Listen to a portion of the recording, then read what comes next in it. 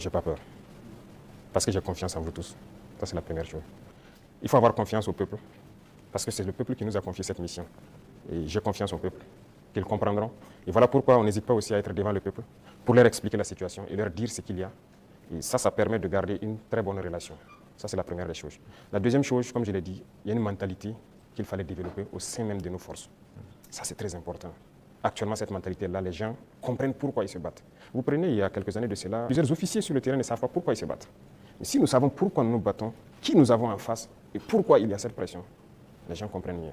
Et voilà pourquoi nous avons même créé tout de suite l'Institut, l'école supérieure militaire, pour que nous puissions former nous-mêmes nos militaires et les mettre ce que nous voulons dans la tête. Retenez une chose, si vous laissez vos forces être formées par d'autres puissances, ils les mettent dans leur tête ce qu'ils veulent. Ils les endoctrinent comme ils le veulent et c'est plus facile de les manipuler. Mais ici au Burkina actuellement, c'est ce qui fait mal d'ailleurs à beaucoup de puissances impérialistes. Ils n'arrivent pas à pénétrer notre armée. Tous ces bataillons qui ont été créés, tous ces hommes qui sont là, personne n'est venu d'ailleurs les former. Nous sommes bâtis sur notre expérience terrain et nous les avons formés. J'ai personnellement participé à des entraînements de certaines forces au tout début. Donc ça, c'est déjà une deuxième force.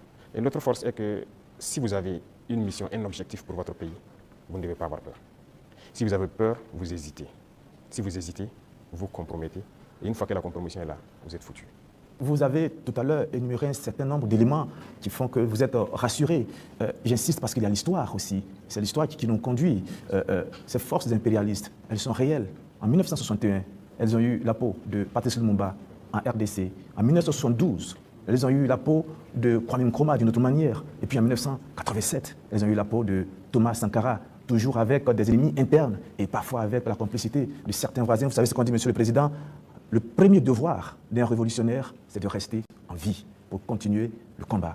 Monsieur le Président, est-ce que vous pouvez rassurer toutes ces personnes, tous ces hommes, ces femmes d'ici et d'ailleurs qui commencent à espérer que vous allez rester en vie? Ils manipulent toujours de l'intérieur, nous sommes très bien conscients. Et aussi un devoir pour nous, c'est de participer à notre propre sécurité.